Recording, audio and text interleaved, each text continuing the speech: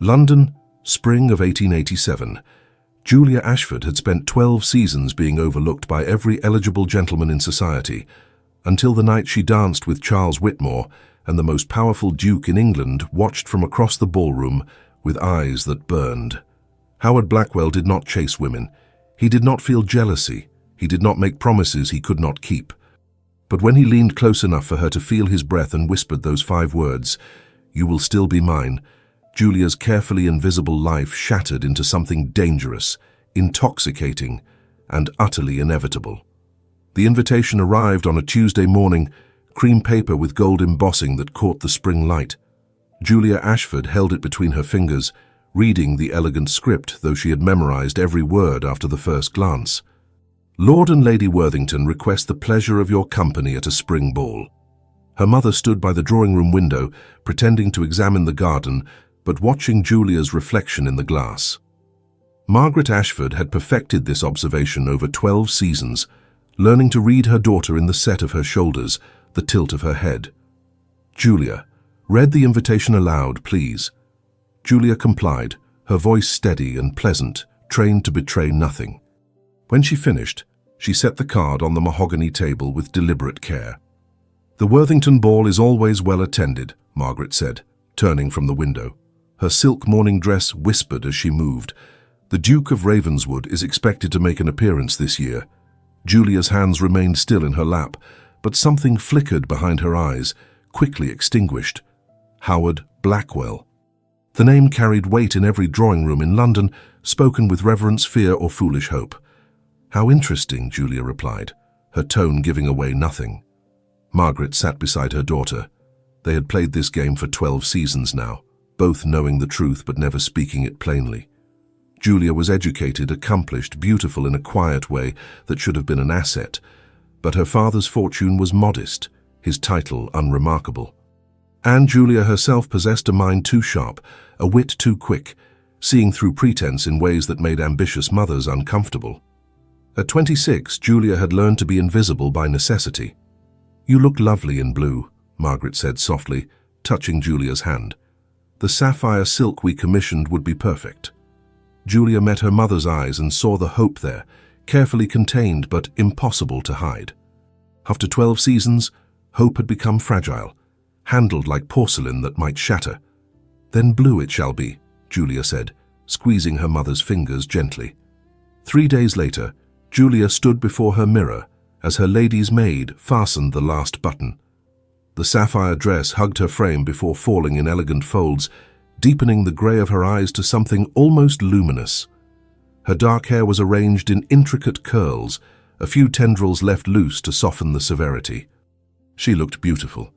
She knew this objectively, the way she knew facts from books, but beauty without fortune or connection was like a flower pressed between pages, admired but ultimately static. The Worthington mansion blazed with light as their carriage joined the queue. Julia stepped onto the gravel drive, her heart beating faster despite her mind's insistence on calm resignation. Inside, the ballroom overwhelmed the senses. Hundreds of candles in crystal chandeliers cast dancing shadows across silk-hung walls. Musicians played from a raised platform, strings weaving through conversation like golden thread. Women in jewel-toned gowns moved like exotic birds, their laughter bright and calculated. Julia had attended dozens of such events. She knew the choreography by heart. The Ashfords would be greeted warmly but not effusively. They would be included in conversation but not sought out. Julia would dance when asked, which happened occasionally, always with appropriate partners who treated her with polite indifference. Lady Worthington, resplendent in emerald and diamonds, greeted them with genuine warmth. She had always been kind to Julia, which made the pity in her eyes harder to bear. "Miss Ashford, you look radiant," Lady Worthington said, pressing Julia's hand. "That colour is magnificent on you." "You are too kind," Julia replied, the script familiar. They moved into the ballroom, and Julia's gaze swept the room with practiced efficiency. She catalogued the attendees automatically. The ambitious mothers, the gentlemen seeking advantageous matches, the established couples performing social duties, and there, near the far wall, standing in a small group but somehow separate from it, was Howard Blackwell, Duke of Ravenswood. Julia had seen him before, always at a distance. But distance had not prepared her for the impact of his presence in the same room. He was tall, his evening clothes cut to perfection over broad shoulders. His face was striking rather than handsome, all hard angles and severe lines, with dark eyes that seemed to absorb light rather than reflect it. He looked exhausted beneath the authority. Julia saw what others missed because she had learned to observe rather than simply see. The tension in his jaw, the way his fingers tightened around his champagne glass, the careful distance he maintained even while engaged in conversation. He was alone in a crowded room, and Julia recognized the isolation because she wore it herself. Miss Ashford. Julia turned to find Charles Whitmore approaching, his smile warm and genuine. Relief flooded through her. Charles was safe, familiar, one of the few people who treated her like a friend rather than a commodity. "Mr. Whitmore," she said, genuine pleasure coloring her voice. "I did not know you would be in attendance." "I almost was not," Charles admitted, stopping beside her with easy grace. "But my mother insisted, and one does not refuse the Countess when she has made a decision." Julia laughed softly. "How is your mother?" "Formidable as ever." He smiled. "She sends her regards and insists you visit for tea. I would enjoy that tremendously." Charles was handsome in an approachable way, with light brown hair and hazel eyes that actually smiled when his mouth did. At 27, he had not yet chosen a bride, which made him perpetually interesting to matchmaking mothers. "You look beautiful tonight," he said, and the compliment felt genuine rather than obligatory. "You are kind to say so." "I am honest to say so," Charles corrected gently. "There is a difference." The music shifted to a waltz. Charles extended his hand with a slight bow. "Would you do me the honor, Miss Ashford?" Julia glanced toward her mother, who nodded almost imperceptibly. Julia placed her hand in Charles's, and he led her onto the floor. Dancing with Charles was comfortable, easy in a way nothing else in London society ever felt. He guided her through the steps with confidence, but without rigid formality. "I have missed our conversations," Charles said as they turned. "London is terribly dull when one cannot speak frankly. Then speak frankly now." "Very well." His expression turned slightly more serious. "There is talk that the Duke of Ravenswood is finally considering marriage." Julia's heart performed an unexpected movement, but her face remained composed. "The Duke considers many things, I imagine." "True enough. But this time the talk seems more substantial. Several mothers have already begun maneuvering. How tiresome for him." Charles laughed outright. "Only you would express sympathy for the Duke rather than envy for the potential Duchess." "Should I envy a woman who will be chosen for her dowry and connections rather than herself?" Charles's expression softened with admiration. "No, I suppose you should not." They completed the waltz, and as they left the floor, Julia became aware of eyes following them, conversations pausing and resuming with increased animation. She and Charles had danced together before, but something about tonight felt different, more noticed. And then she felt it.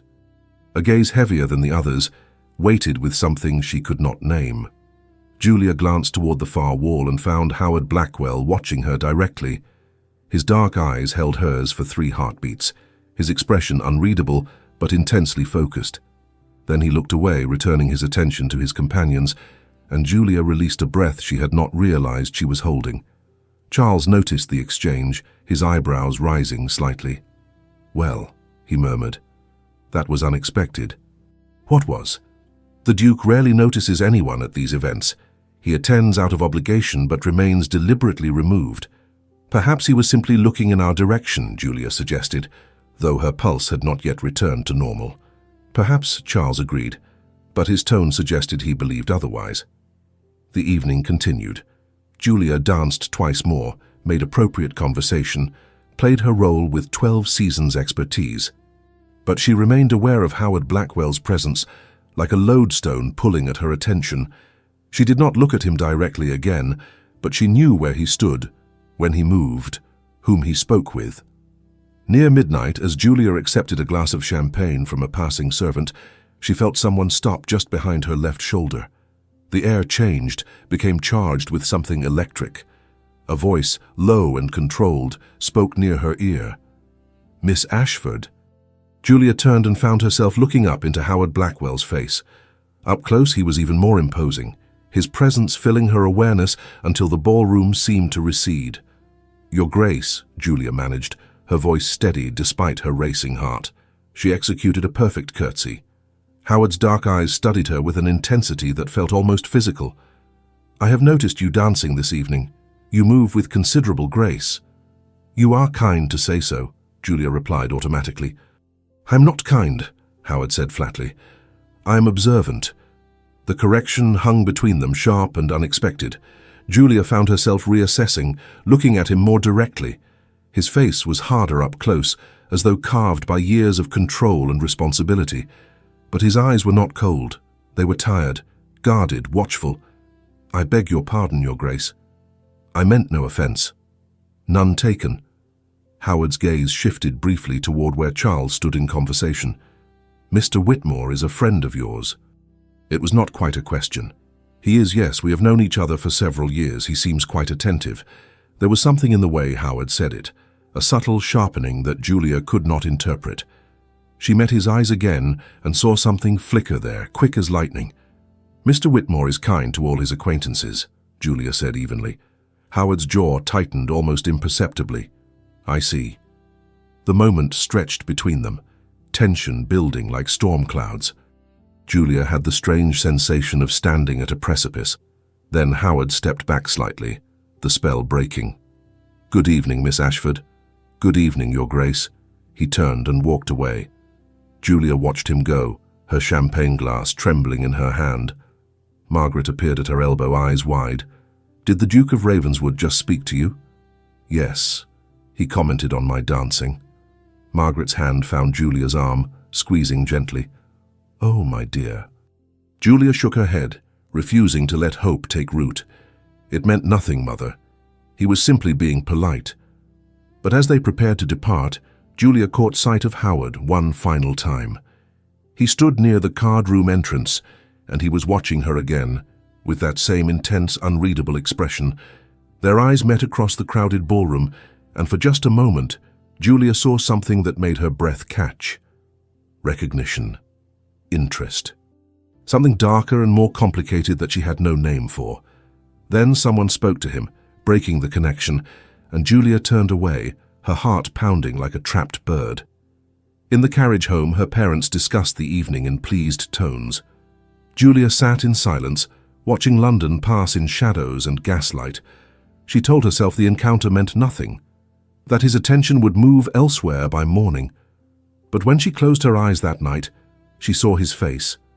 The weariness beneath the control, the intelligence in those dark eyes, the way he had looked at her as though actually seeing her. Julia had learned to be invisible by necessity, but Howard Blackwell had looked directly at her and refused to look away. And somehow Julia knew with absolute certainty everything was about to change. The morning after the Worthington ball, Howard Blackwell stood in his study overlooking the manicured gardens of Ravenswood House, a glass of untouched brandy in his hand. He had not slept well. He rarely did. The study was his sanctuary, all dark wood and leather, floor-to-ceiling bookshelves filled with volumes he actually read. Unlike the rest of the mansion, which existed to impress and intimidate, this room was honest. "Your Grace," his secretary ventured from the doorway. "The correspondence requires your attention." Howard turned from the window, his expression settling into the mask he wore like armor.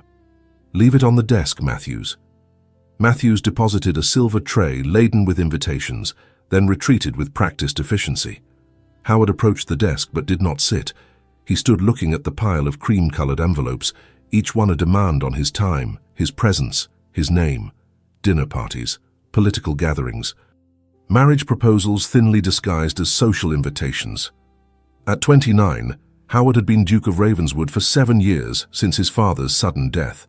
7 years of managing vast estates, navigating political alliances, making decisions that affected thousands. 7 years of being watched, analyzed, pursued. 7 years of profound loneliness dressed up as power. He had learned early that his title attracted everyone and his person interested no one. Women smiled at the Duke of Ravenswood, while looking through Howard Blackwell as though he were made of glass. Men sought his favor, his influence, his wealth, but never his friendship. Howard had accepted this reality with cool pragmatism. Emotion was a liability. Vulnerability was weakness. Control was survival. Until last night. Howard's fingers tightened around the brandy glass as the memory surfaced unbidden. Julia Ashford in sapphire silk, moving across the ballroom in Charles Whitmore's arms, laughing. Actually laughing, her face transformed by genuine pleasure. He had watched her before, though he would have denied it if asked. Noticed her at the theatre 3 months ago, her attention completely absorbed by the performance, while women around her used it as an excuse to gossip. Seen her at a garden party, observing a butterfly with the same focused intensity others reserved for eligible bachelors. There was something about her that had caught his attention like a hook beneath the skin. The way she moved through society without trying to conquer it. The intelligence in her eyes that she did not bother to hide. The quiet self-possession that suggested she had made peace with being overlooked. Howard set down the brandy glass with controlled precision. He was being ridiculous. One brief conversation did not constitute anything worthy of this distraction. And yet, the way she had looked at him when he corrected her really looked at him rather than through him. The slight widening of her grey eyes, the catch in her breath that he had noticed because he had been standing close enough to hear it. "Your Grace." Howard turned to find his mother standing in the doorway, elegant in pale lavender. Catherine Blackwell, Dowager Duchess of Ravenswood, had perfected the art of appearing without announcement. "Mother, I was not aware you planned to visit today." "I did not plan," Catherine replied, entering with confidence. "I simply arrived. There is a difference." She settled into a leather chair near the fireplace. Howard recognized the signs. His mother had come with purpose. "The Worthington ball was quite successful," Catherine began, her tone deliberately casual. "Lady Worthington has excellent taste in entertainment." "It was adequate," Howard replied, returning to the window. "You spoke with Miss Julia Ashford. It was not a question." Howard's jaw tightened fractionally. "I exchanged pleasantries with several guests." Catherine smiled knowingly. "Of course you did. However, you spoke with Miss Ashford for nearly 5 minutes, which is approximately 4 minutes longer than you typically engage with young ladies." "I was being courteous." "You were being interested," Catherine corrected gently. "There is a difference." Howard turned to face his mother fully. She was watching him with eyes that saw too much, understood too well. "Miss Ashford is an acquaintance of Charles Whitmore," Howard said, as though this explained something. "Young Whitmore seems quite taken with her," Catherine observed. They danced with considerable familiarity. Something hot and unwelcome stirred in Howard's chest. Charles Whitmore was charming, approachable, everything Howard was not.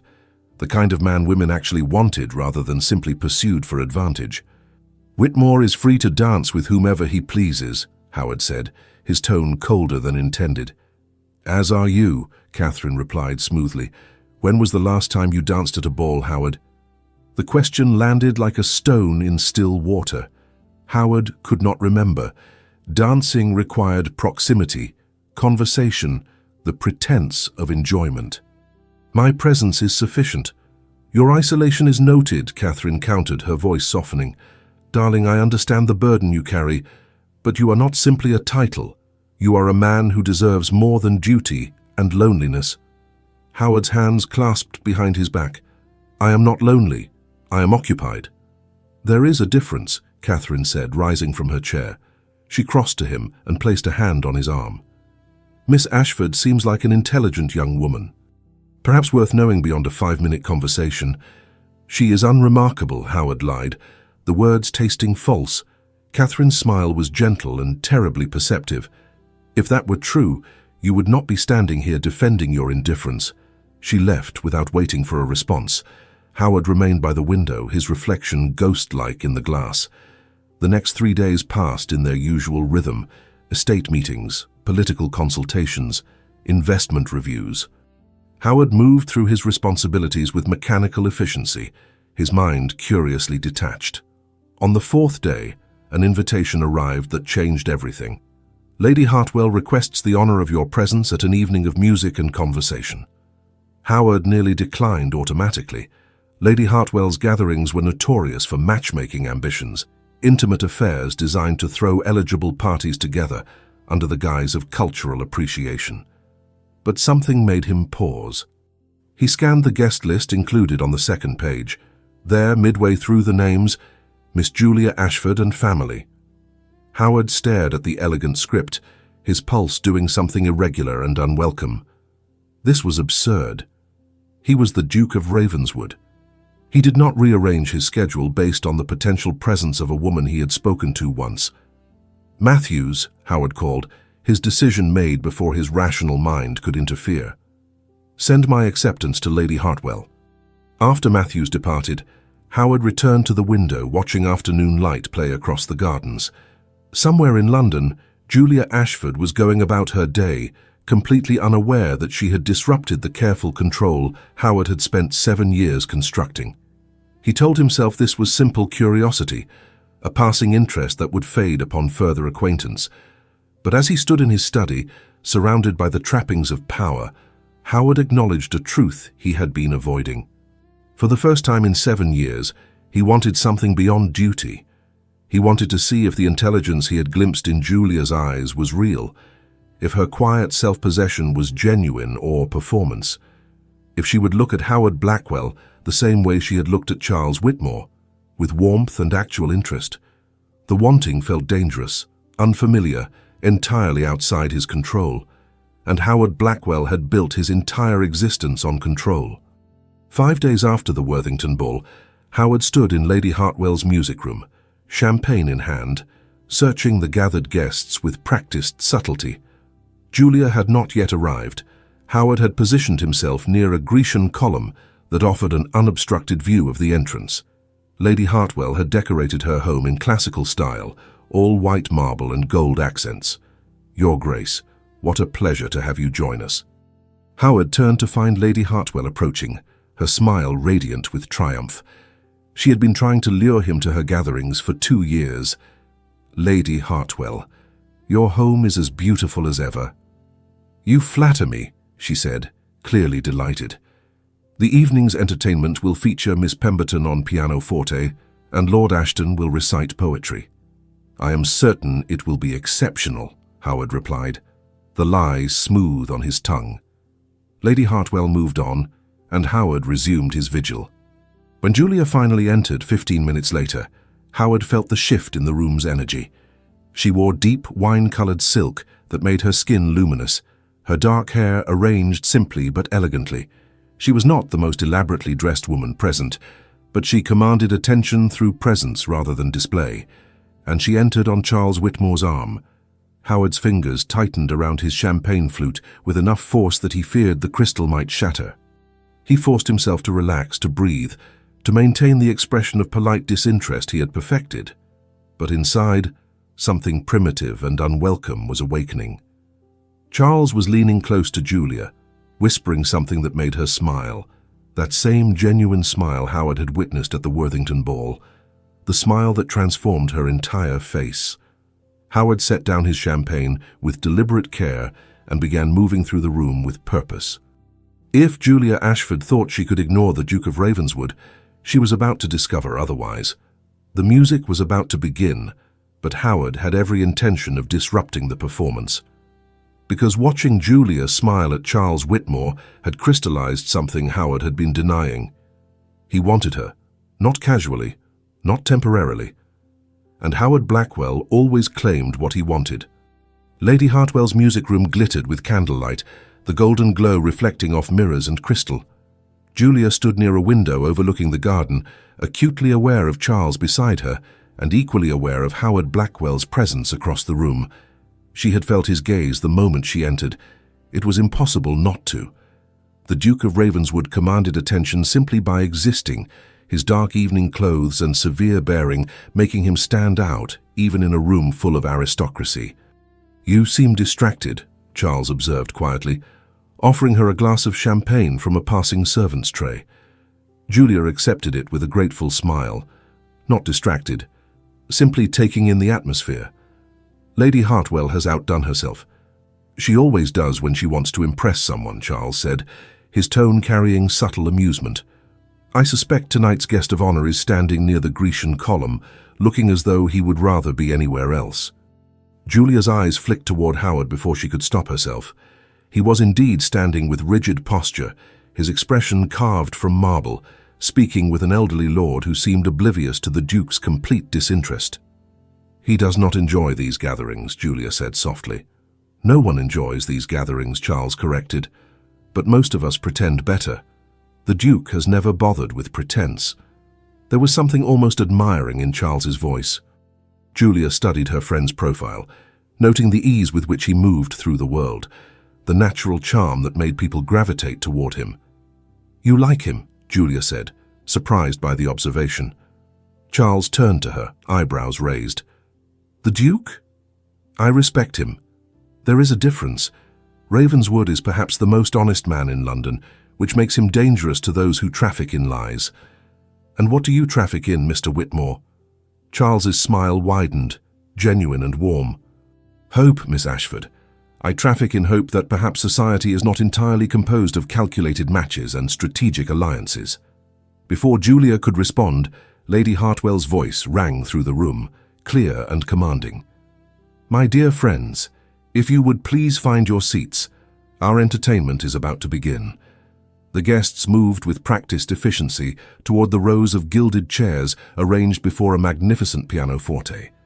Charles offered Julia his arm and she took it, allowing him to guide her toward the seating. They were halfway across the room when Howard Blackwell stepped directly into their path. Miss Ashford, he said, his voice low and controlled. Mr. Whitmore. Your Grace, Julia managed, her heart suddenly beating against her ribs like a trapped bird. She curtsied, acutely aware of Charles's sudden tension beside her. Howard's dark eyes held hers for a moment, that stretched too long, then shifted to Charles with something that looked dangerously like assessment. Whitmore, I trust you have been well since the Worthington ball. Quite well, Your Grace, Charles replied smoothly, though Julia felt his arm tighten slightly under her hand. And yourself? Occupied, Howard said, the single word carrying weight Julia could not interpret. He returned his attention to her, and the intensity made her breath catch. Miss Ashford, I wonder if you might allow me the pleasure of sitting beside you during the performance. The request landed like a stone dropped into still water, ripples spreading outward. Conversations around them stuttered and resumed at a higher pitch. Several women turned to stare openly. Charles spoke before Julia could formulate a response. I am afraid Miss Ashford has already agreed to sit with me, Your Grace. Perhaps another time. The air between the two men changed, became charged with something Julia recognized as masculine competition, despite its civilized veneer. Howard's expression did not shift, but something flickered in his dark eyes. Of course, another time. He inclined his head slightly and moved away, his stride controlled and purposeful. Julia watched him go, her champagne glass trembling in her free hand. Well, Charles murmured, guiding her toward the seats with renewed determination. That was unexpected. What was? The Duke of Ravenswood does not ask for anything, Julia. He commands or he ignores. Asking suggests interest. Julia's cheeks warmed. You are reading too much into a simple request for seating arrangement. Am I? Charles found them seats in the third row, positioned perfectly to view the performance but not so forward as to be presumptuous. He settled beside her, his shoulder nearly touching hers. Because I have known the Duke for 5 years, and I have never seen him request to sit beside anyone. The performance began before Julia could respond. Miss Pemberton, a talented young woman of 19, played Chopin with technical precision, if not deep feeling. Julia tried to focus on the music, but her awareness kept drifting to where Howard sat 4 rows behind them. She could feel his gaze like a physical touch, heavy and persistent. When Miss Pemberton finished to polite applause, Lord Ashton took her place to recite poetry. His voice was melodious, his choices romantic and slightly scandalous for mixed company. The audience leaned forward, engaged, despite themselves. Charles leaned closer to Julia, his breath warm against her ear. Lord Ashton is trying to seduce Lady Pemberton through Byron. How very original. Julia pressed her hand to her mouth to stifle a laugh. You should not say such things. Why not? It is true. Look at how she is watching him. Julia glanced toward Lady Pemberton and saw the woman's rapt attention, the slight flush on her cheeks. She is at least 20 years his senior. Love recognizes no boundaries, Charles said dramatically, then grinned. Or so the poets would have us believe. Julia could not help but laugh softly, the sound escaping despite her attempt at propriety. Charles's eyes crinkled with pleasure at having amused her, and he shifted slightly closer. I have missed this, he said quietly, his tone losing its teasing edge, talking with someone who actually thinks rather than simply performs. I have missed it as well, Julia admitted. London can be exhausting when one must always mind every word. Then let us agree to never mind our words with each other, Charles proposed, at least in private moments like these. Julia smiled, genuine warmth spreading through her chest. Agreed. The poetry concluded, and Lady Hartwell announced a brief intermission before the evening's final performance. Guests rose from their seats, conversations erupting like small fires throughout the room. Charles stood and offered Julia his hand. Walk with me? The gardens are supposed to be magnificent by moonlight. Julia hesitated only a moment before placing her hand in his. I would enjoy that. They made their way toward the terrace doors, Charles expertly navigating through clusters of guests. Julia felt eyes following them, heard whispers that tried and failed to be discreet. And then Howard Blackwell was there again, materializing from the crowd like a shadow gaining substance. Miss Ashford, he said, his tone perfectly polite and utterly inflexible. I believe we have unfinished conversation from the Worthington ball. Julia's hand was still in Charles's, and she felt caught between them like a rope in a contest of strength. Your Grace, I am not certain what conversation you reference, Julia said carefully. Howard's gaze dropped to where her hand rested in Charles's, then rose back to her face. His expression remained controlled, but something dangerous flickered in his dark eyes. Then perhaps we should create one, he said. Now. Charles's fingers tightened almost imperceptibly around Julia's. The Duke is quite insistent this evening. When I want something, I do not wait, Howard said, the words aimed at Charles but his eyes never leaving Julia's face. The statement hung in the air between them, heavy with implication. Julia's pulse thundered in her ears. She had spent 12 seasons being invisible, and now two men were engaged in what could only be described as a battle over her presence. Your Grace, Julia said, finding her voice despite the chaos in her chest. Mr. Whitmore and I were about to take some air. Perhaps you might join us. It was a diplomatic solution, offering inclusion rather than rejection, but Howard's jaw tightened fractionally. I prefer private conversation to group excursions, he said. However, I will not monopolize your time this evening. He stepped back, creating physical distance, even as his gaze remained locked on hers. But I will call on you tomorrow, Miss Ashford, at 3 o'clock. I trust you will be receiving. It was not a question. It was a declaration, delivered with the absolute certainty of a man accustomed to having his commands obeyed. Julia felt Charles stiffen beside her. She knew she should refuse, should maintain proper protocol, should not encourage this unprecedented attention from the Duke of Ravenswood. Instead, she heard herself say, I will be at home at 3 o'clock, Your Grace. Howard's expression shifted almost imperceptibly, something that might have been satisfaction crossing his severe features. Until tomorrow then, he said, inclining his head. He turned and walked away, and Julia finally released the breath she had been holding. Charles's voice was quiet beside her. Julia, what are you doing? I do not know, Julia admitted, watching Howard's retreating form disappear into the crowd. I truly do not know.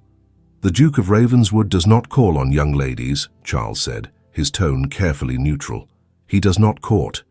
He does not engage in the social rituals that govern the rest of us.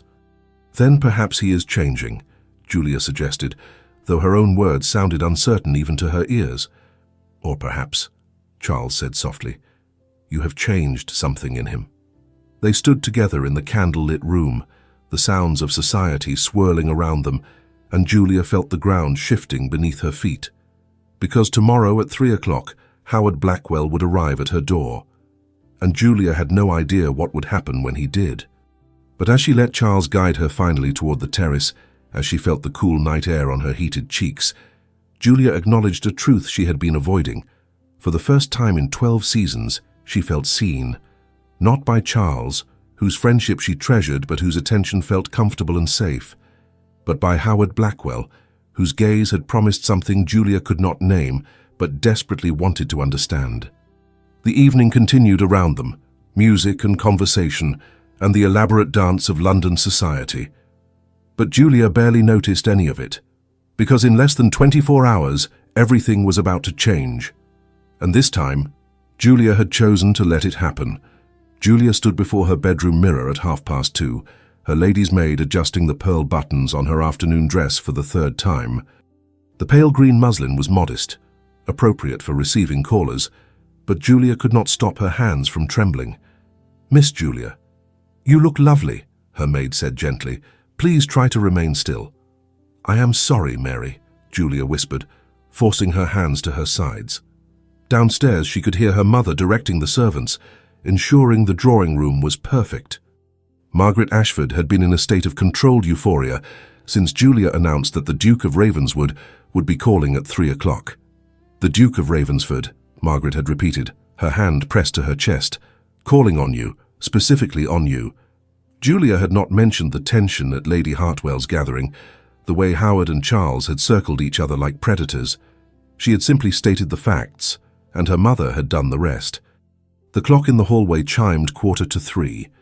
Julia descended the stairs with careful precision, her heart beating too fast. Her father waited in the foyer, dressed in his best afternoon coat, his expression caught between pride and concern. "Julia," he said quietly as she reached the bottom step, "you understand that the Duke of Ravenswood is not a man who does anything without purpose." "I understand, Papa." Edmund Ashford studied his daughter's face, seeing things Julia wished she could hide. "If his attention becomes uncomfortable, you need only say so. Title and wealth do not grant unlimited privilege in this house." Julia squeezed her father's hand gratefully. "I know." The knocker sounded at precisely 3 o'clock. Julia's breath caught as their butler moved to answer. The door opened, and Howard Blackwell stepped into the foyer, tall and imposing in perfectly tailored charcoal grey, his presence immediately dominating the modest space. "Your Grace," the butler intoned. "Welcome to Ashford House." Howard handed over his hat and gloves with practiced efficiency, then his dark eyes found Julia standing beside her father. Something shifted in his severe expression, softening almost imperceptibly. "Miss Ashford," he said, his voice low and controlled, "thank you for receiving me."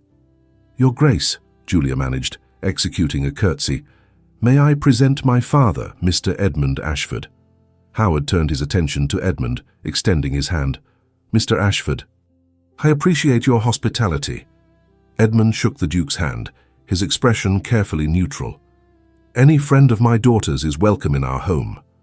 The word friend hung in the air, a gentle challenge disguised as courtesy. Howard's jaw tightened fractionally, but he inclined his head in acknowledgement. Margaret appeared from the drawing room, her smile bright and nervous. "Your Grace, what an honor. Please, do come in. I have arranged refreshments." They moved into the drawing room, a comfortable space that suddenly felt too small with Howard's presence filling it. The furniture was well made, but not extravagant. The decorations tasteful but modest. Julia saw Howard take in the room with a single sweep of his gaze. "Please sit," Margaret said, gesturing toward the sofa. Howard chose a chair instead, positioned to face Julia directly. She settled onto the sofa, her mother beside her, her father taking the chair near the window. Tea was poured, pleasantries were exchanged. The ritual of polite society played out with excruciating slowness. "Your Grace," Edmund said after several minutes of safe conversation, "my daughter mentioned you have extensive collections at Ravenswood House. She has always been fond of literature."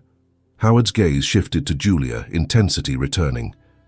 "You enjoy reading, Miss Ashford?" "Very much," Julia replied, grateful for solid ground, "though I fear my tastes run toward the unfashionable." Philosophy more than romance, something that might have been approval flickered across Howard's features. What philosophers? Locke, Julia said. Mill. I have recently been studying Kant, though I confess his logic challenges me. As it should, Howard said, leaning forward slightly. Kant is not meant to be easy. He is meant to be transformative. You have read the Critique, Julia said, unable to hide her surprise. Twice, Howard replied. Once in German, which I do not recommend unless you enjoy suffering. Julia laughed before she could stop herself, the sound bright and genuine. Her mother's eyes widened, and her father's expression shifted to something like wonder. Howard's severe features transformed, a smile touching his mouth that made him look younger, almost approachable. I have an extensive library at Ravenswood House, Howard said, his tone careful but unmistakably inviting. First editions, philosophical texts, scientific treatises. Perhaps you would enjoy viewing it. Margaret's hand found Julia's knee, squeezing gently. That would be most generous, Your Grace. If Miss Ashford is amenable, Howard said, his eyes never leaving Julia's face. I could arrange a proper visit. With chaperone, of course. I would enjoy that very much, Julia heard herself say. The conversation continued, but Julia barely tracked it. Howard spoke with her parents about estate management, about politics, about the theatre, revealing depths that his public persona never suggested. He was educated, thoughtful, occasionally even witty in a dry way that made Julia's pulse quicken. After 30 minutes, which was the appropriate length for an afternoon call, Howard rose to depart. Edmund and Margaret stood as well, but Howard turned to Julia with deliberate purpose. Miss Ashford, might I have a word before I leave? In the hallway, perhaps? Margaret hesitated, but Edmund nodded. The door will remain open. Julia stood on unsteady legs and followed Howard into the hallway. He moved to the far end, near the stairs, where they could speak quietly but remain visible from the drawing room. Howard turned to face her, and the intensity in his dark eyes made Julia's breath catch. I do not do this, he said quietly, his voice rough with something Julia could not name. I do not call on young ladies. I do not make social visits. I do not pursue. Then why are you here? Julia whispered. Howard stepped closer, not touching but near enough that Julia could feel the heat radiating from him. Because I cannot stop thinking about you. Because watching you smile at Charles Whitmore feels like broken glass in my chest. Because you looked at me at the Worthington ball as though you actually saw me, and I have not been able to forget it. Julia's heart was pounding so hard she feared he could hear it. Your Grace, I do not understand what you want from me. Howard's hand lifted, hovering near her face, but not quite touching. Everything, he said, his voice dropping to barely above a whisper. I want everything, Julia. The use of her name without title or formality sent electricity through her veins. But I will not take what is not freely given, Howard continued, his jaw tightening with visible effort. So I am asking, may I court you, properly, with honor? Julia stared up at him, her mind spinning. This was the Duke of Ravenswood, the most powerful unmarried man in England, asking permission to court her. Julia Ashford, who had spent 12 seasons being invisible. Charles, Julia began, but Howard's expression darkened. Is your friend, he finished, his tone hard. Not your suitor, not unless you have made promises I do not know about. No promises, Julia confirmed quietly, but he has been kind to me. I will not hurt him carelessly. Howard's expression softened fractionally. Then we will proceed with care, but Julia, understand this clearly. He leaned closer, his breath warm against her ear, his proximity making her dizzy. You will still be mine, he whispered, the words a promise and a possession and a plea all at once. I will not press you. I will not rush you. But you will be mine. Julia's eyes closed, her entire body trembling.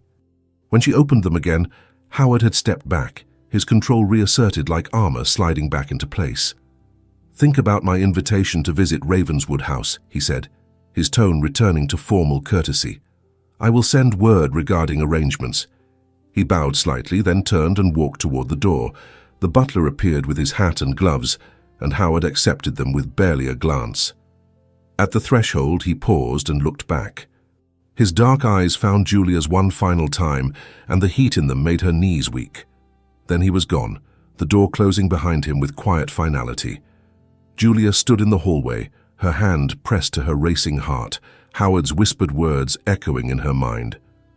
You will still be mine, not a question, not a request, a certainty spoken like prophecy. And despite every rational thought, despite 12 seasons of learning to protect her heart, Julia felt herself beginning to believe him. The invitation arrived the next morning on heavy cream paper, the Ravenswood seal pressed into black wax.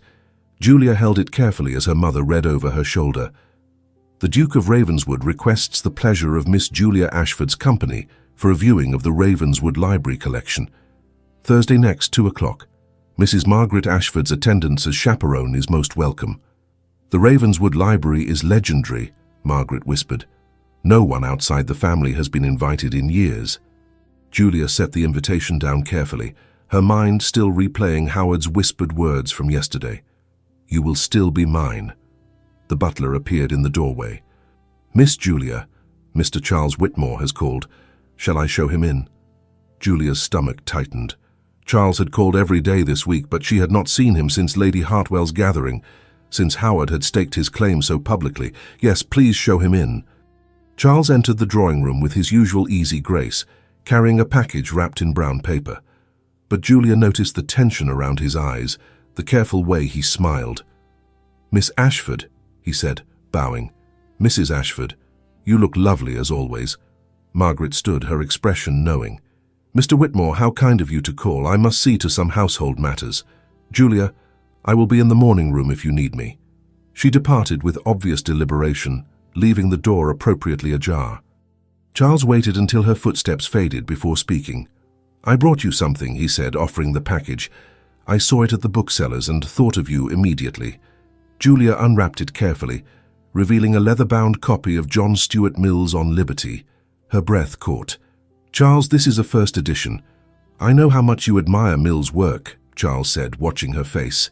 I thought you might enjoy having your own copy rather than borrowing from lending libraries. Julia looked up at him, genuine affection warming her chest. This is incredibly thoughtful. Thank you. Charles settled into the chair across from her, his hazel eyes serious. Julia, I need to speak with you honestly. May I? Of course. The Duke of Ravenswood called on you yesterday, Charles said carefully, and he is taking you to view his library. Julia set the book aside gently. He is. With my mother as chaperone. Charles leaned forward, his expression intent. Julia, I have known you for 4 years. In all that time I have watched you move through society with grace and intelligence, largely ignored by men who could not see what was right in front of them. Charles, she began, but he held up a hand. When I saw you at the Worthington ball dancing and laughing, I realized something I had been avoiding. You are extraordinary, Julia. Your mind, your spirit, the way you see the world. And I have been a coward not to say so sooner. Julia's heart twisted. Charles, you are one of my dearest friends. I do not want to be only your friend, Charles said quietly. I want to court you properly, Julia. I want to see if what I feel might grow into something lasting. The sincerity in his voice was unmistakable. Julia felt torn between affection for Charles and the memory of Howard's dark eyes, his whispered promise. Why now? Julia asked gently. Why, after 4 years, are you saying this now? Charles smiled ruefully. Because I saw the way the Duke of Ravenswood looked at you, and I realized that if I did not speak, I would lose my chance entirely. So this is about competition with Howard? No, Charles said firmly. This is about me finally being honest about what I have felt for longer than I care to admit. The Duke's attention simply forced me to stop being a coward. Julia stood and moved to the window, her mind spinning. Outside London continued its rhythm, carriages passing, servants going about their business, the world moving forward while she felt suspended between 2 impossible choices. Charles, I care for you deeply, Julia said, turning to face him. Your friendship has been one of the great gifts of my time in London. But, Charles said quietly, but I do not know what I feel, Julia admitted. The Duke's attention is unexpected and overwhelming. Yours is treasured but complicated by our history. Charles rose and crossed to her, stopping at a respectful distance. Then allow me to court you as well. Let us spend time together, properly, with intention, and then you can decide based on more than surprise and intensity." Julia studied his face, seeing the hope there mixed with determination. "You would compete with a duke." "I would compete with anyone for you," Charles said simply. "Title and wealth are not the only things that matter in a marriage, Julia. Compatibility matters. Shared interests matter. Genuine affection matters." He was right, Julia knew. Everything he said was logical and true. But logic did not account for the way her pulse raced when Howard looked at her, the way his whispered words had branded themselves into her memory. "Very well," Julia said quietly. "You may call on me. We can spend time together properly." Charles's smile was brilliant and relieved. "Thank you. You will not regret this, Julia. I promise you that." He took her hand gently, pressing a kiss to her knuckles that was tender and respectful. "I will call on you tomorrow. Perhaps we might walk in the park if the weather holds." "I would enjoy that," Julia said softly. After Charles departed, Julia sat alone in the drawing room, Mill's book in her lap, staring at nothing. She had just agreed to allow two men to court her simultaneously. The impropriety of it should have bothered her more than it did. But Julia had spent 12 seasons being proper, being invisible, being exactly what society expected. Perhaps it was time to stop apologizing for being wanted. The next 2 days passed in careful choreography. Charles called daily, bringing books, inviting her for chaperoned walks in the park, engaging her in conversations about philosophy and politics that stretched for hours. He was attentive, thoughtful, everything a suitor should be. And yet Julia found herself watching for a different caller, listening for a different voice. Howard did not visit again, but his presence was felt nonetheless. Flowers arrived each morning, elaborate arrangements of white roses and deep purple irises, no card necessary because everyone knew the Ravenswood colors. Each bouquet was a silent declaration, beautiful and possessive. The gossip began in earnest.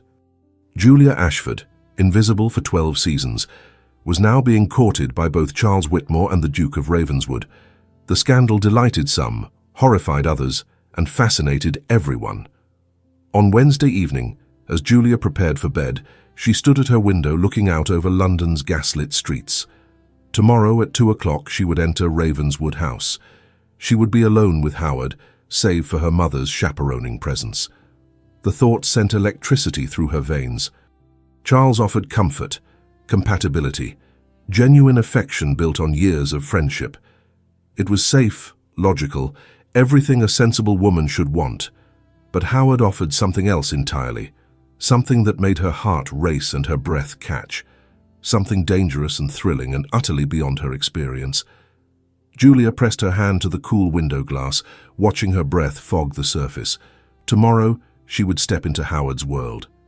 Into his library, his sanctuary, the place where he kept the parts of himself he showed to no one. And Julia suspected that after tomorrow, she would have to make a choice, because she could not keep both men waiting forever. One of them would have her heart. The question was which one she would choose, and whether her heart had already decided without consulting her mind at all. If you are enjoying this story of desire, jealousy, and impossible choices, please subscribe to the channel so you do not miss what happens next. And tell me in the comments, are you Team Charles or Team Howard? Let me know your thoughts. Now, back to the story.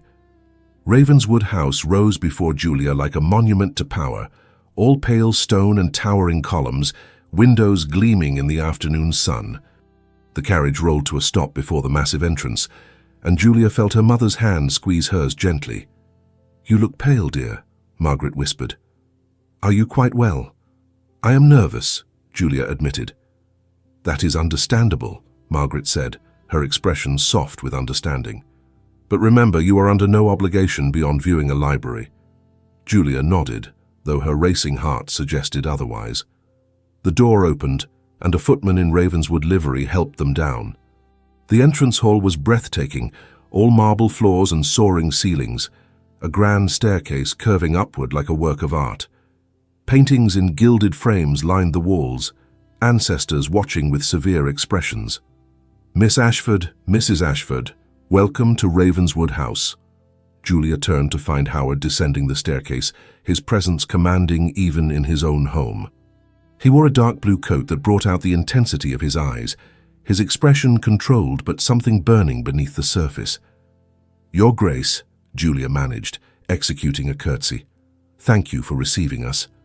"The pleasure is entirely mine," Howard said, his gaze holding hers for a beat too long before shifting to Margaret. "Mrs. Ashford, I hope the journey was comfortable."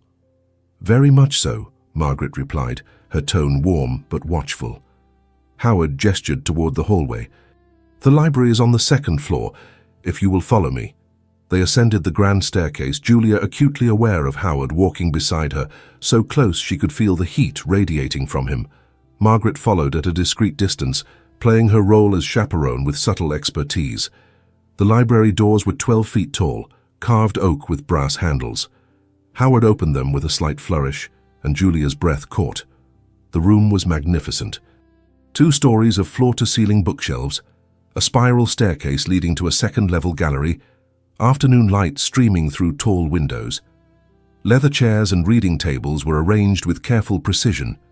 The smell of old books and wood polish filled the air like incense. "Oh," Julia breathed, stepping inside. "This is extraordinary." Howard's expression shifted, genuine pleasure crossing his severe features. "I am glad you appreciate it. Most visitors find it overwhelming."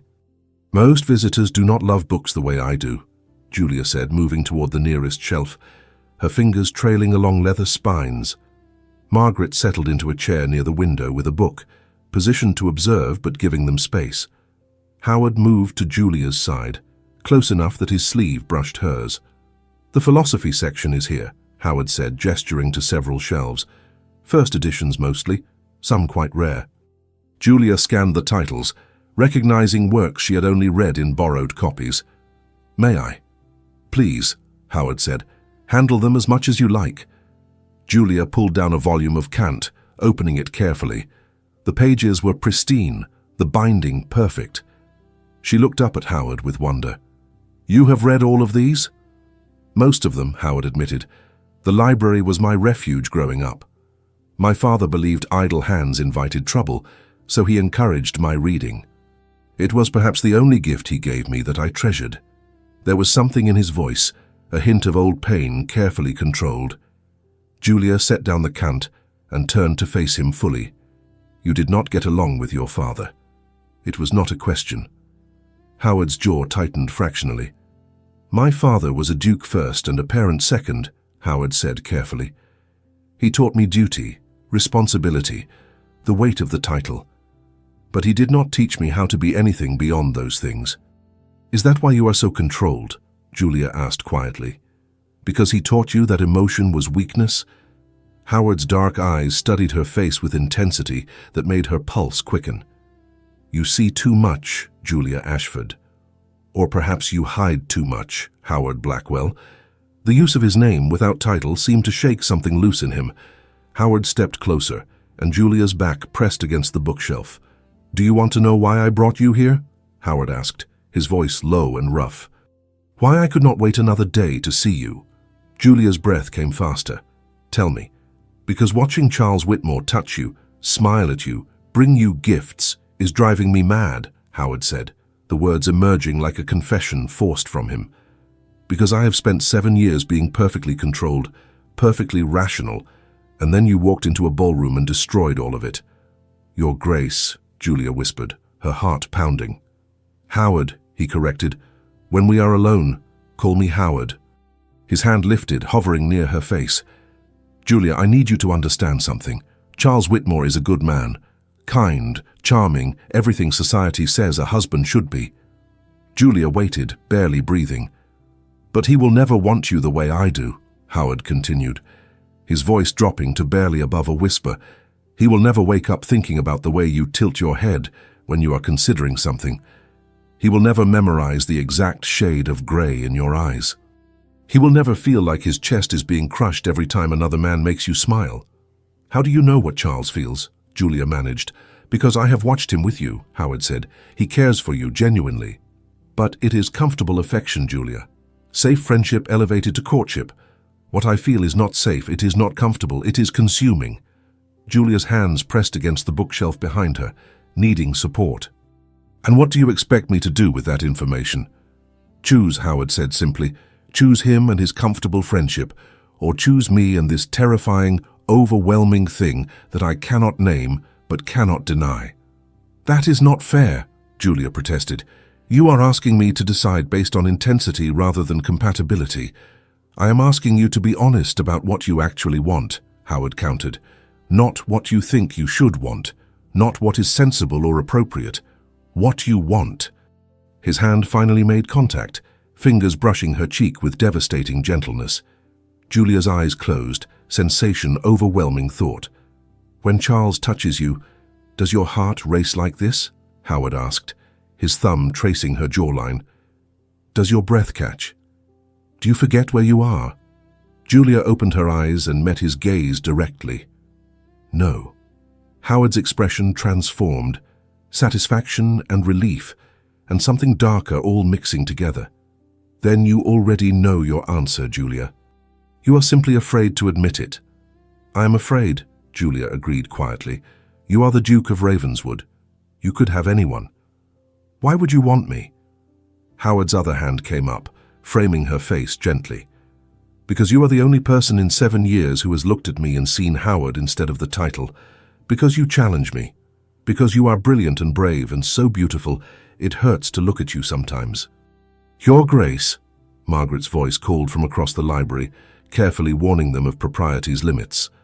Howard stepped back immediately, distance reasserting between them. But his eyes never left Julia's face. I apologize, Mrs. Ashford, Howard said, his tone returning to formal courtesy.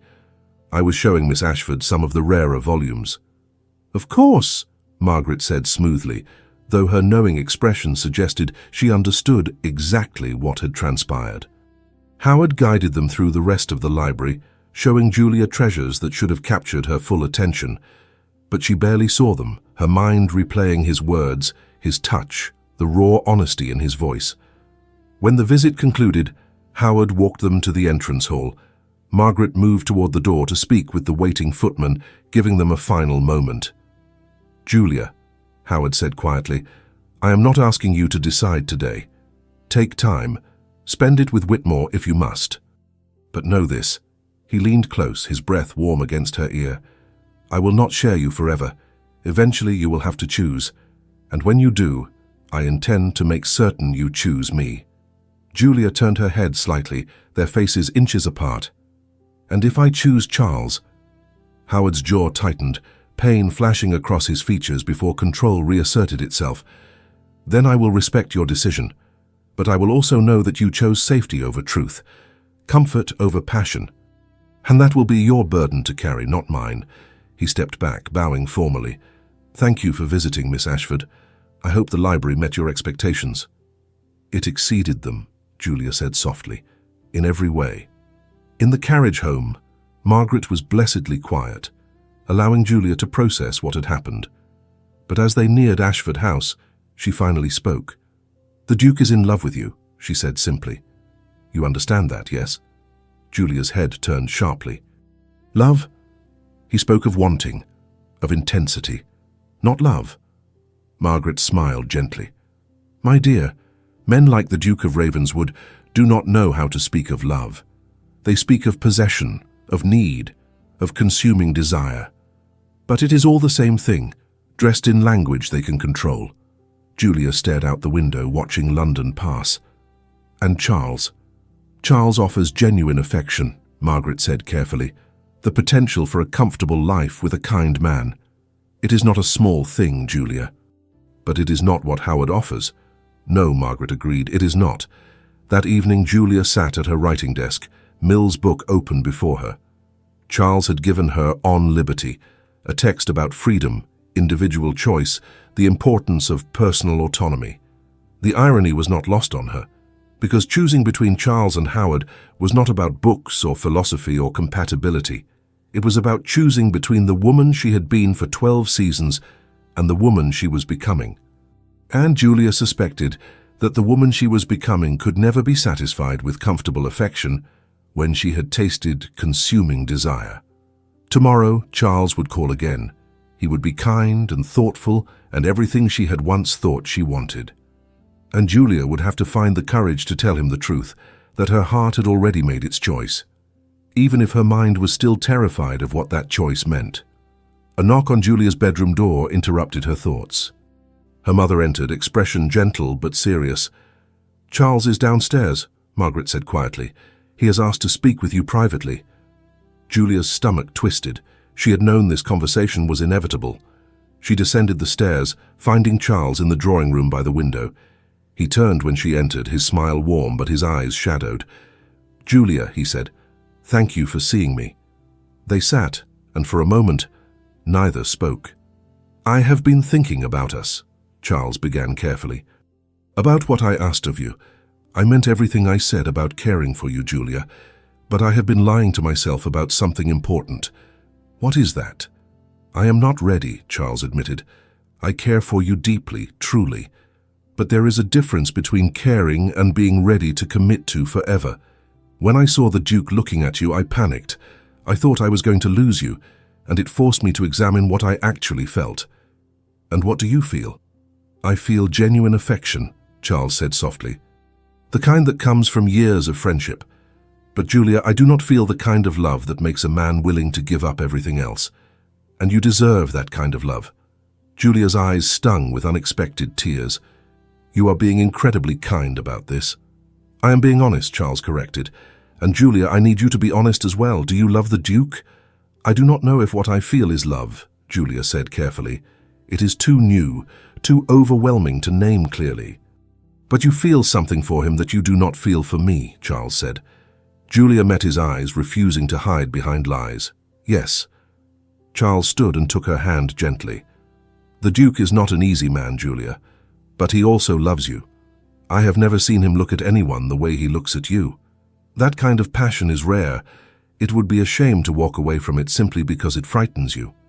"Will we still be friends?" Julia asked, her voice small. "Always," Charles promised. "Though I may need some time before I can watch you smile at the Duke without feeling a twinge of what might have been." He lifted her hand to his lips, pressing a kiss to her knuckles that felt like farewell and blessing combined. "Go to him, Julia," Charles said. "Do not make him wait." After Charles departed, Julia moved to her writing desk and pulled out fresh paper. Her hand trembled slightly as she wrote, "Your Grace, I would be honored to visit the Ravenswood art gallery you mentioned. Would tomorrow afternoon be convenient? I believe we have unfinished conversation that requires privacy. Yours, Julia Ashford." She sealed it and called for a servant to deliver it immediately. The response arrived within 2 hours, just 3 words. "Tomorrow, 2 o'clock. Howard." The next afternoon, Julia arrived at a side entrance to Ravenswood House. Howard met her there, wearing simple dark clothes, his hair slightly disheveled. "You came," he said, relief evident in his voice. "Did you doubt I would?" "Yes," Howard admitted. "I thought you might choose the safe path." Julia stepped closer. "Charles released me from any obligation. He was honest about not being ready for commitment. And I was honest about my feelings." "And what are your feelings, Julia?" "I am terrified," Julia said honestly. "You are overwhelming and intense, and you want things from me I do not fully understand yet." "But," Howard prompted, stepping closer. "But I cannot stop thinking about you," Julia continued. "Cannot stop wanting to see you, to understand this thing between us." Howard's hand lifted to her face, cupping her cheek with devastating gentleness. "Come with me." He led her through hallways until they reached a private gallery bathed in afternoon light from tall windows. The walls were covered in paintings, comfortable chairs arranged for viewing. "This is my sanctuary," Howard said quietly. "The library is for my mind. This is for my heart." Julia walked slowly through the room, examining the paintings. Howard moved to stand behind her, his hands settling on her shoulders. "You are not alone anymore," Howard said, his voice rough with emotion. "I see you, Julia. All of you. The brilliant mind, the passionate heart, the woman who pretends to be content with invisibility but burns for more." His hand slid into her hair, tilting her face up. "I am going to kiss you now, If you do not want that, tell me to stop. Julia's hands fisted in his shirt. Do not stop. Howard's mouth claimed hers with an intensity that stole her breath. This was consuming, demanding, his lips moving against hers with barely controlled passion. Julia responded instinctively, her body pressing against his, her hands sliding up to his shoulders. Howard groaned against her mouth, the sound sending heat through her veins. He walked her backward until she met the wall, his body caging hers, one hand still in her hair while the other traced her waist. The kiss deepened, became something almost desperate, years of control shattering between them. When they finally broke apart, both breathing hard, Howard pressed his forehead to hers. I have wanted to do that since the Worthington ball, he admitted roughly. That would have been quite the scandal, Julia managed, her voice shaky. I do not care about scandal, Howard said fiercely. I care about you, about this. He kissed her again, slower this time, but no less intense. Julia felt herself melting, defenses she had spent 12 seasons building crumbling under his touch. Howard, she whispered against his lips. What are we doing? Giving in, he said simply. Finally. His mouth trailed from her lips to her jaw, to the sensitive spot below her ear. Julia's head fell back against the wall, sensation overwhelming thought. Say you are mine, Howard murmured against her skin. Say it, Julia. I am yours, Julia breathed, the words feeling like truth and surrender and freedom all at once. Howard pulled back enough to look at her, his dark eyes burning. And I am yours, completely. Do you understand what that means? Tell me. It means I will not share you. It means I will court you properly and marry you honorably. It means every other woman in London could throw herself at me, and I would not notice because I only see you. Julia's eyes filled with tears at the raw honesty in his voice. I am not used to being chosen. Get used to it, Howard said, wiping her tears with his thumb. Because I choose you, Julia Ashford. Your brilliant mind, your passionate heart, your quiet strength, all of it, all of you. He kissed her again, this kiss gentle and reverent, a promise rather than a demand. I need to ask you something, he said seriously. Are you ready for what choosing me means? The scrutiny, the expectations, the entire ton analyzing every move you make as my Duchess. Julia considered the question carefully. A week ago she would have said no, but that woman no longer existed. I am ready, Julia said firmly, because I would rather face scrutiny with you than fade into comfortable obscurity with anyone else. Howard's expression transformed, joy breaking through his usual control like sunlight through clouds. Then we do this properly. I will speak to your father tomorrow. We will announce our courtship officially. The ton will be shocked, Julia warned. Let them be shocked, Howard said, pulling her close. Let them talk. All that matters is this. He gestured between them, at the space where they sat together. Defenses finally fallen, truth finally acknowledged. Julia leaned her head against his shoulder, feeling safe and chosen and terrifyingly alive all at once. Outside, the world continued. But inside Ravenswood House, in a private gallery where Howard kept the things his heart treasured, two people who had spent too long hiding finally let themselves be seen, and it felt like coming home. 3 days after Howard spoke to her father, after the formal courtship announcement had set London society ablaze with gossip, Julia received a note delivered by Ravenswood livery. Tonight, 8 o'clock. The Rose Garden entrance. Come to me. Howard. Julia's heart raced reading those words. Her parents had retired early, her father to his study, and her mother to bed with a headache brought on by the deluge of social calls from curious matrons. The house was quiet, the servants dismissed for the evening. She should not go. It was improper, scandalous, everything a lady should refuse. Julia dressed carefully in a simple gown of deep blue silk, her hair arranged loosely. She wrapped a dark cloak around her shoulders and slipped out through the garden door, her pulse thundering in her ears. The short walk to Ravenswood House felt eternal. The Rose Garden entrance was tucked away from the main gates, hidden behind climbing vines and flowering bushes. Howard waited there in the shadows, dressed in dark clothes that made him nearly invisible. You came, he breathed, relief and desire mixing in his voice. Did you doubt I would? Always, Howard admitted, taking her hand and pulling her close. I always doubt that you are real, that this is happening. He led her through the darkened garden, past fountains and statuary, until they reached a small pavilion hidden among ancient oak trees. Lanterns glowed softly inside, casting golden light across silk cushions and a low table set with wine and fruit. "Howard," Julia whispered, "this is beautiful." "I wanted somewhere private," Howard said quietly, his hands framing her face. "Somewhere we could be ourselves without the world watching." He kissed her slowly, thoroughly, his mouth moving against hers with deliberate tenderness. Julia melted into him, her hands sliding up his chest to his shoulders. When they broke apart, Howard guided her into the pavilion, settling them both on the cushions. He poured wine with slightly unsteady hands, a sign of nervousness that made Julia love him more. "I spoke with your father," Howard said, handing her a glass. "He gave his blessing, though I suspect he has reservations about my reputation." "You have a reputation?" Julia asked, sipping the wine. "For being cold," Howard said. "Unfeeling. Impossible to know.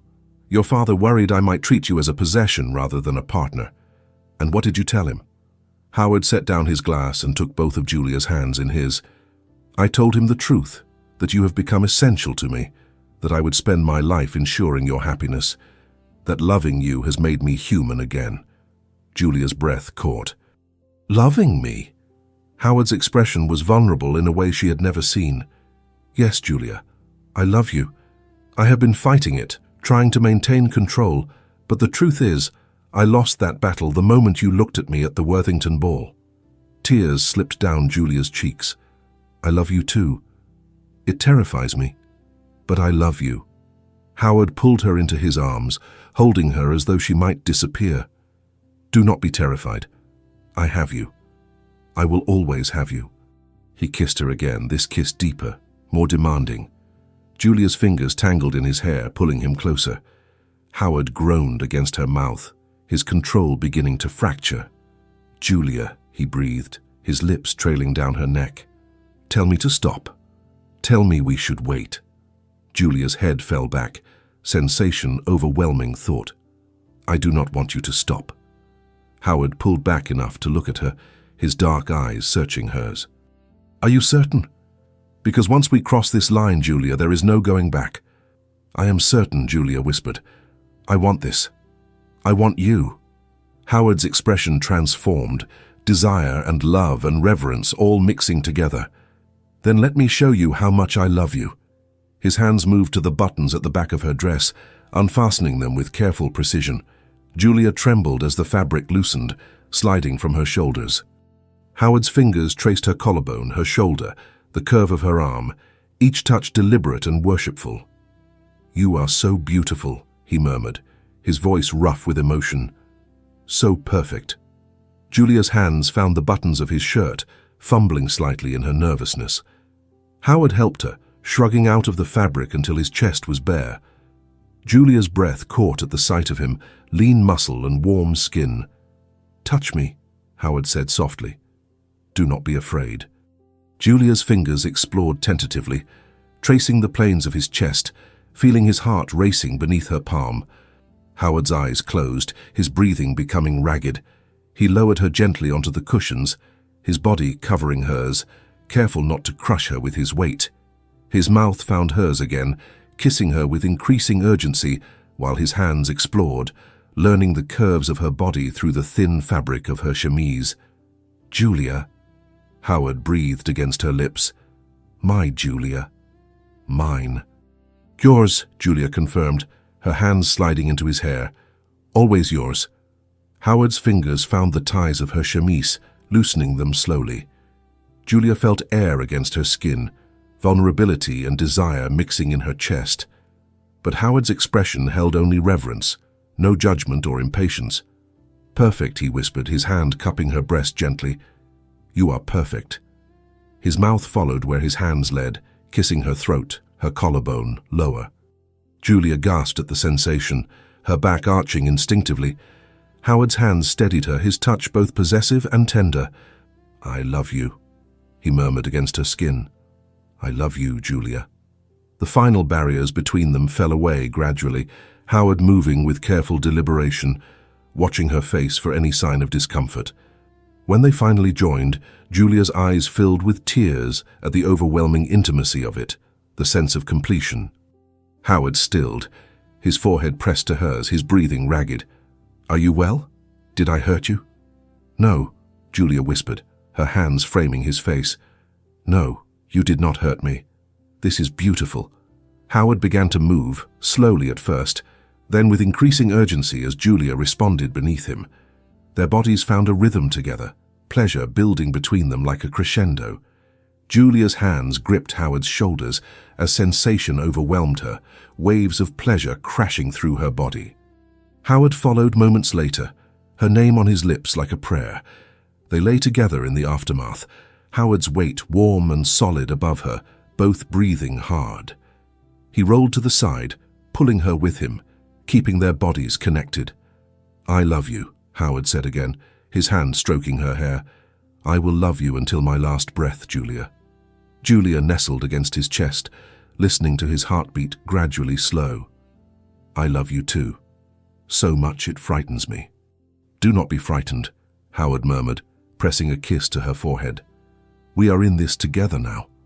They lay together in the quiet pavilion, the lanterns casting soft shadows, the night air cool against their heated skin. Howard's fingers traced lazy patterns on Julia's shoulder, her back, as though memorizing her through touch. "What are you thinking?" Julia asked softly. "That I have never been this happy," Howard admitted. "That I did not know I could feel this way. That you have given me something I did not know I needed. What is that?" "Home," Howard said simply. "You are my home, Julia. Not this house, not the title, not any of it. You." Julia's eyes filled with tears again. "How did I become so fortunate?"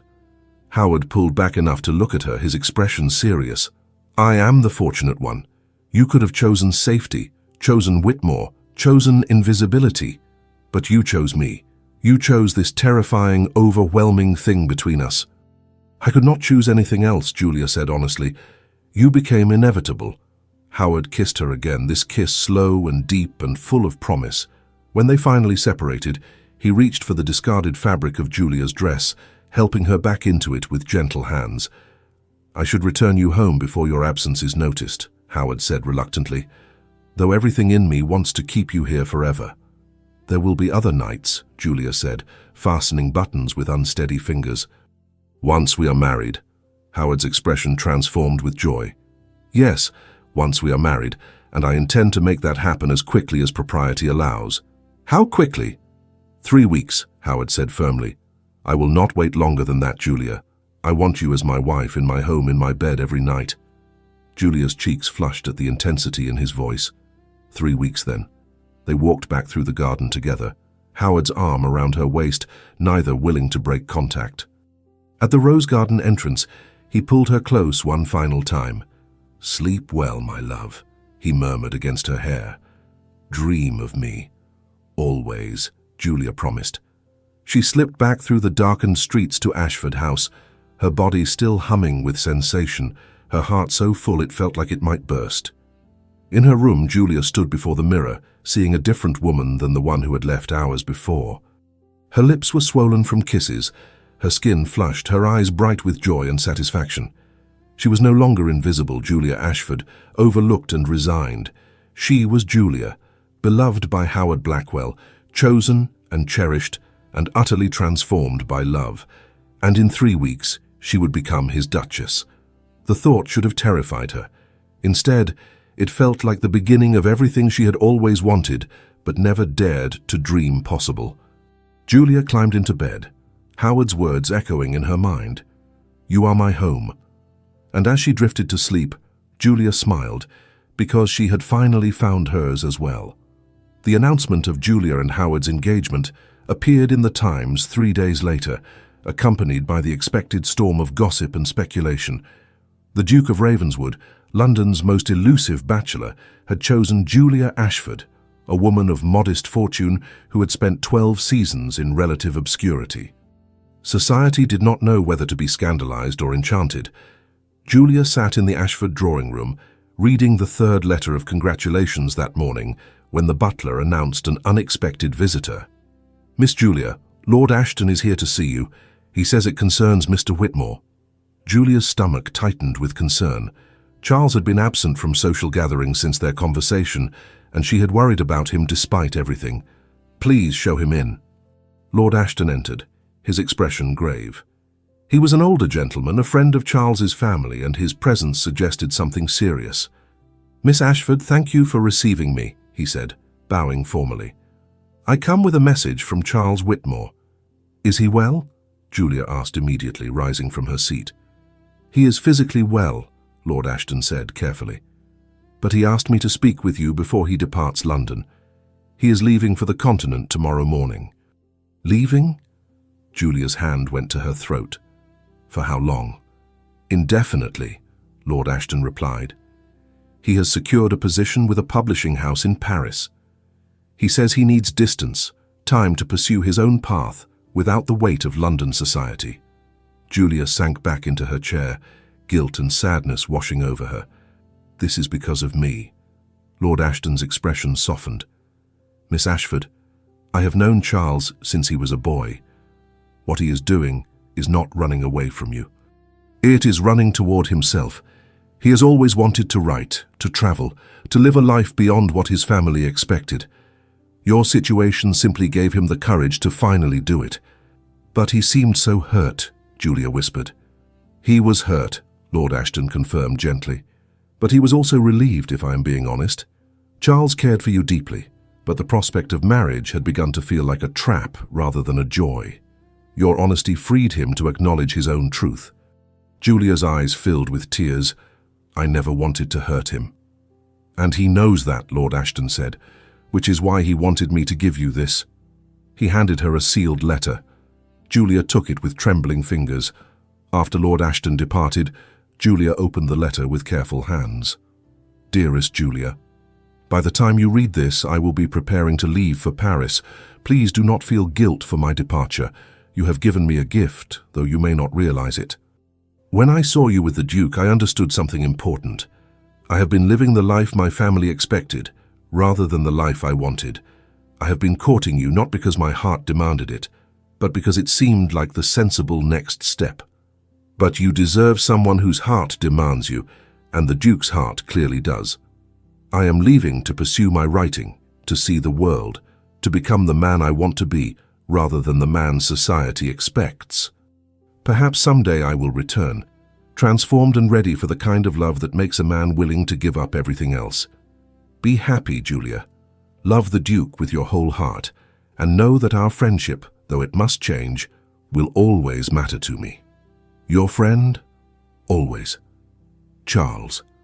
Julia pressed the letter to her chest, tears sliding down her cheeks. She felt Howard's presence before she heard him, turning to find him standing in the doorway, his expression concerned. What has happened? He asked, crossing to her immediately. Julia handed him the letter. Howard read it quickly, his jaw tightening. He is leaving London, Howard said quietly. Because of us. Because of himself, Julia corrected, wiping her tears. Because he finally has the courage to pursue what he actually wants. Howard pulled her into his arms, holding her close. Do you regret choosing me? Never, Julia said fiercely, looking up at him. But I am allowed to feel sadness for a friend who is hurting, even if that hurt leads him somewhere better. Howard's expression softened with understanding. You have a generous heart, Julia Ashford. It is one of the many reasons I love you. He kissed her forehead gently. Would you like to see him before he leaves? To say goodbye properly? Julia considered, then shook her head. No, I think a clean break is better for both of us. The letter is enough. That evening, Julia stood at her bedroom window, watching the London streets below. Somewhere in this vast city, Charles was packing, preparing for a new life in Paris. The thought made her heart ache, but beneath the sadness was genuine hope for him. A small stone hit her window, making her jump. Julia opened it and looked down to find Howard standing in the garden below, grinning up at her like a schoolboy. What are you doing? Julia whispered loudly, unable to suppress her smile. Courting you improperly, Howard called back. Come down, it is nearly midnight. This is scandalous. We are engaged, Howard said. Scandal is expected. Besides, I need to see you. Julia grabbed her cloak and slipped downstairs, her heart racing with excitement and mischief. She found Howard waiting by the garden gate, and he immediately pulled her into his arms. "I could not sleep," he admitted, his mouth finding hers. "I kept thinking about you, about us, about how in 2 weeks you will be my wife." "Only 2 weeks now?" Julia asked breathlessly between kisses. "I moved the wedding forward," Howard said unapologetically. "I spoke with your father this afternoon. He agreed that a small, intimate ceremony would be preferable to a large society spectacle." Julia pulled back to look at him. "You are very accustomed to getting your way, Your Grace." Howard's smile was wicked and tender all at once. "I am, but in this case, I am not doing it for myself alone. I am doing it for us. Because every day we wait feels like torture." He cupped her face gently. "Charles is leaving to find himself. We have already found each other, Julia. Why should we wait?" Julia's heart swelled with love so fierce it almost hurt. 2 weeks, then. "Make me your Duchess, Howard." His kiss was his answer, deep and claiming and full of promise. Above them, stars wheeled across the London sky, indifferent to human drama. But in the garden of Ashford House, 2 people who had found each other against all odds held tight, their futures intertwining like the roses climbing the garden wall. Charles's departure was a necessary pain, a closing of one chapter so another could begin. And Julia, who had spent 12 seasons being invisible, was finally ready to step fully into the light, not as an overlooked daughter or a modest prospect, but as the woman the Duke of Ravenswood had chosen. The woman he loved with his whole heart, the woman who loved him back with equal fierce devotion.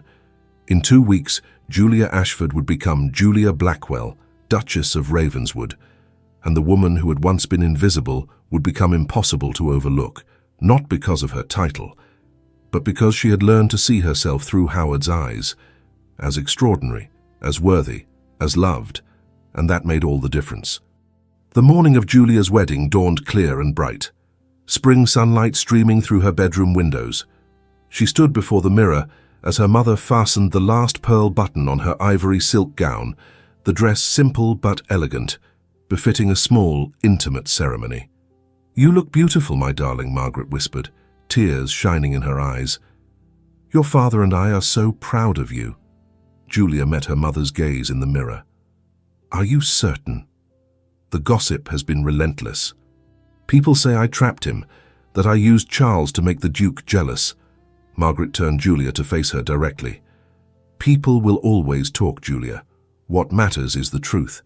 And the truth is that the Duke of Ravenswood loves you desperately.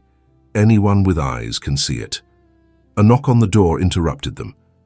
Edmund Ashford entered, looking distinguished in his formal coat, his expression a mixture of joy and melancholy. "It is time," he said softly. "The carriage is ready." The ceremony was to be held at Ravenswood House rather than a church, a private affair with only immediate family and a few close friends.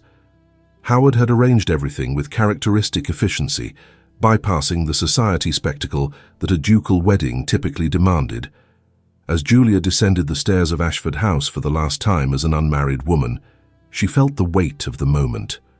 12 seasons of invisibility, of watching others be chosen while she faded into the background. And now everything had changed. The carriage ride to Ravenswood House felt both eternal and too brief. Julia's hands trembled in her lap, her father's steady presence beside her, the only thing keeping her grounded. "Are you nervous?" Edmund asked gently. "Terrified," Julia admitted, "but not of marrying him, of disappointing him, of not being enough for this life he is giving me." Edmund squeezed her hand. "Julia, that man looks at you as though you hung the stars.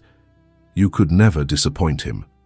Ravenswood House loomed before them, decorated with white roses and silk ribbons, despite Howard's insistence on simplicity. Catherine Blackwell, Howard's mother, had clearly intervened with loving determination. Inside, a small group waited in the formal drawing room. Catherine stood near the makeshift altar, dabbing her eyes with a handkerchief. A minister in formal robes waited patiently, and there, standing with rigid posture but eyes that burned with emotion, was Howard. He wore formal black, his dark hair perfectly arranged, his severe features softened by something Julia recognized as barely controlled joy. When their eyes met across the room, his expression transformed completely, love and relief and wonder all mixing together. Julia's father escorted her forward, each step bringing her closer to the man who had seen her when no one else had. When they reached the altar, Edmund placed Julia's hand in Howard's, the gesture both symbolic and genuine. "Take care of her," Edmund said quietly. "She is precious beyond measure." "I know," Howard replied, his voice rough with emotion. "I will spend my life proving myself worthy of her."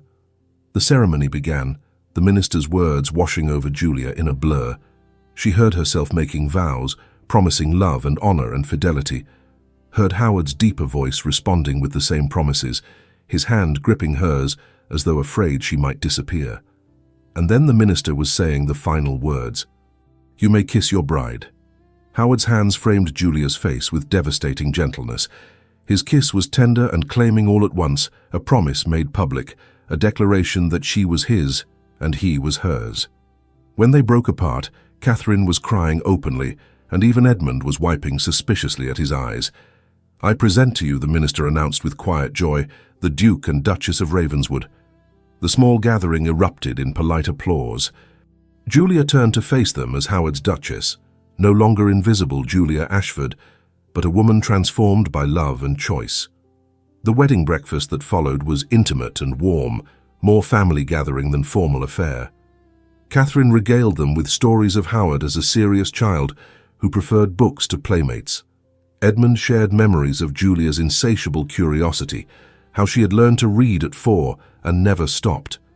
Howard sat beside Julia throughout, his hand never leaving hers, his attention never wavering from her face. When the meal concluded and the guests prepared to depart, he leaned close and whispered against her ear, "Come with me. I have something to show you." He led her up the grand staircase past the library and gallery she already knew to a wing she had not yet seen. At the end of a long hallway, he opened double doors to reveal a suite of rooms decorated in soft blues and creams. "Your rooms," Howard said quietly. "Connected to mine through that door, but entirely your own. I want you to have space that is yours, Julia. A sanctuary where you can be yourself." Julia walked through the sitting room, the bedroom with its massive canopied bed, the private dressing room lined with wardrobes. Everything was beautiful but not overwhelming, designed for comfort rather than display. "Howard, this is too much," Julia whispered. He came up behind her, his arms wrapping around her waist. "Nothing is too much for you. And Julia, I need you to understand something." "What?" "The ton is going to talk. They are already talking. Saying you trapped me, that I married beneath my station, that this is some elaborate scandal." Julia turned in his arms. "I know. Your mother warned me." Howard's expression darkened. "They are wrong. Every single one of them. You did not trap me, Julia.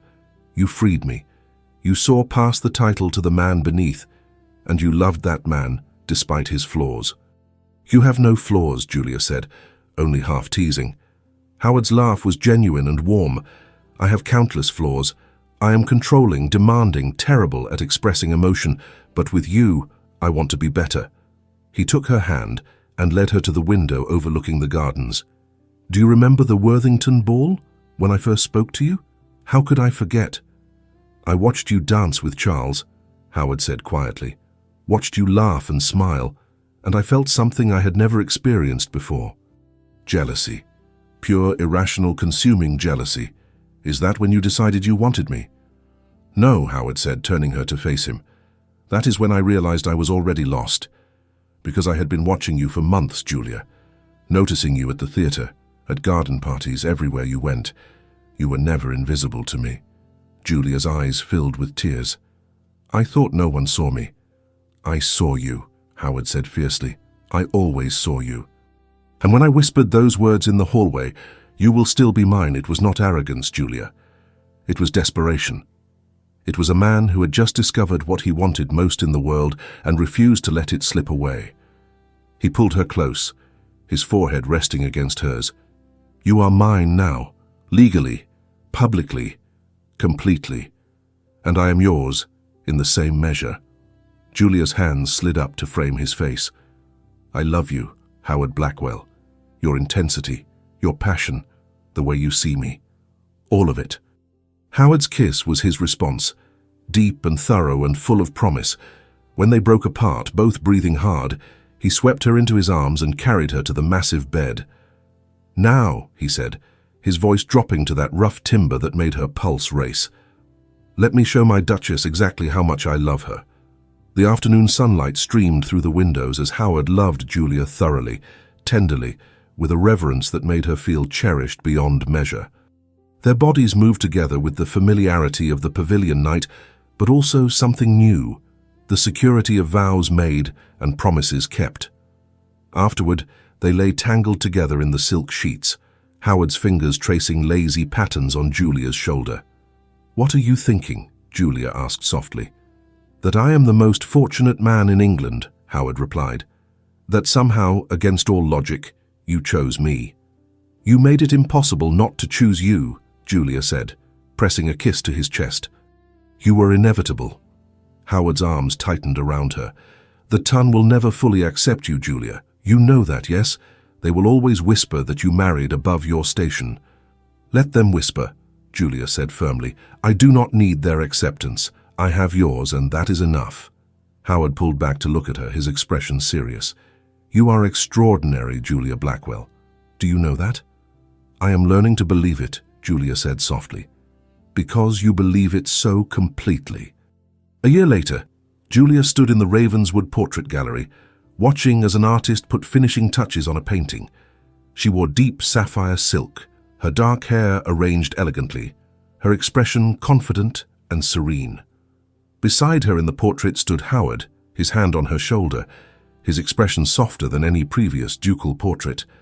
And between them, held carefully in Julia's arms, was their infant daughter Catherine, named for her grandmother. "It is perfect," Howard said from behind her, his arms wrapping around her waist. "You are perfect." Julia leaned back against him, contentment washing over her. "A year ago, I was invisible Julia Ashford. Now I am the Duchess of Ravenswood, mother to your child, partner in everything you do." "You were never invisible," Howard murmured against her ear. "Not to me." The portrait would hang in the gallery alongside centuries of Ravenswood ancestors. But this one was different. This one showed not just power and lineage, but love, genuine, hard-won, transformative love. Julia thought of Charles sometimes, living in Paris, pursuing his writing. She had received one letter from him, full of enthusiasm about his new life, genuine happiness threading through every word. He had found himself just as Julia had found herself. Two people who had both needed to leave behind who they were expected to be, to become who they were meant to be. "Do you ever regret it?" Howard asked quietly, as though reading her thoughts. "The scandal, the gossip, the way society still treats you?" "Never," Julia said fiercely, turning in his arms. "Because this life with you, messy and scandalous and complicated as it sometimes is real. It is mine. And I would not trade it for all the easy acceptance in the world." Howard's kiss was tender and deep, a reaffirmation of vows made a year ago. "You will still be mine," he whispered against her lips, echoing those first whispered words that had changed everything. "Always," Julia promised. "Always yours." And in the portrait gallery of Ravenswood House, surrounded by generations of ducal history, the newest Duke and Duchess wrote their own story. Not one of duty and arrangement, but one of passion and choice and love that had transformed them both. Julia had learned she was not invisible. She was extraordinary. And she had chosen to believe it. That made all the difference.